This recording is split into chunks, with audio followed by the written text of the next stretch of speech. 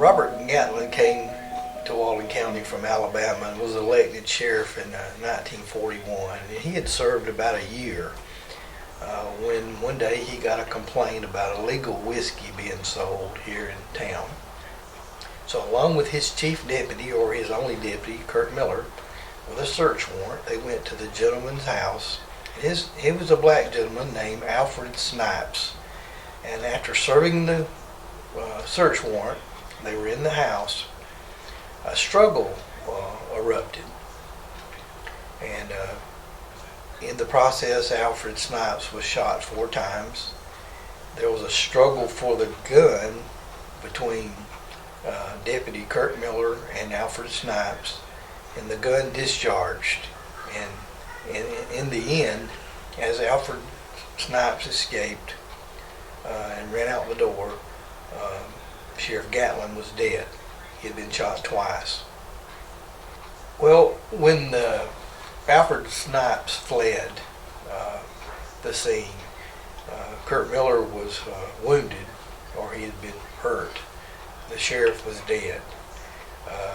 The governor actually had to send in people from other counties to conduct an investigation. And a week later, the governor actually appointed Aubrey McDonald as the new sheriff. Aubrey served until I think it was 1945.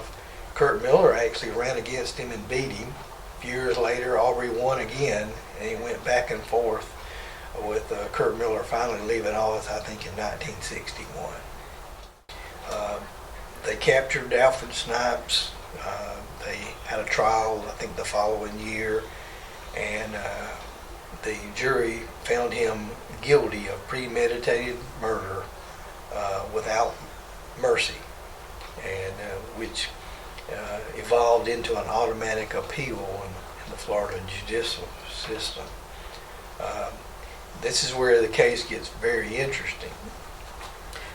Basically, he was sentenced to death, and old Sparky, the electric chair.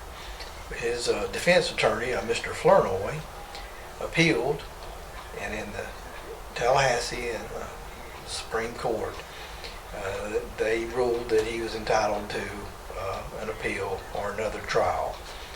I think the next trial ended in a manslaughter charge, but it was appealed again.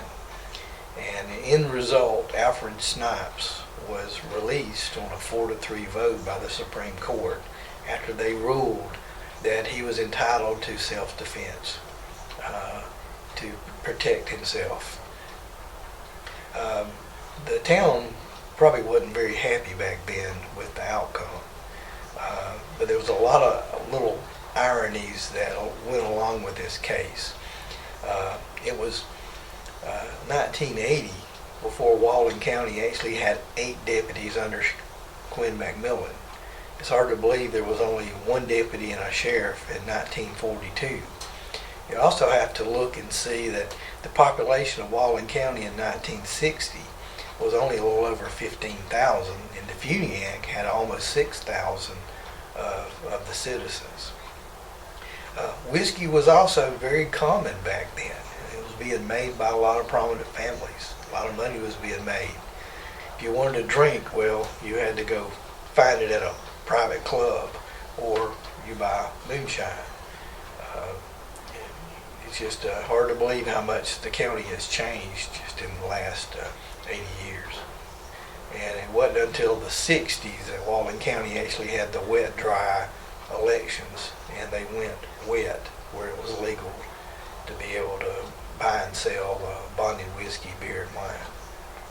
Alfred Snipes, after being released, according to the newspapers, relocated to Pensacola.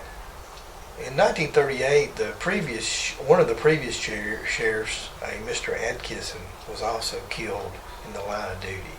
Well, as big a deal as it was with the funeral of Robert Gatlin, and it was just a big deal in the community.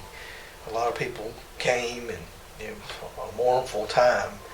The irony is, it wasn't even the top story on the headlines of the paper that week.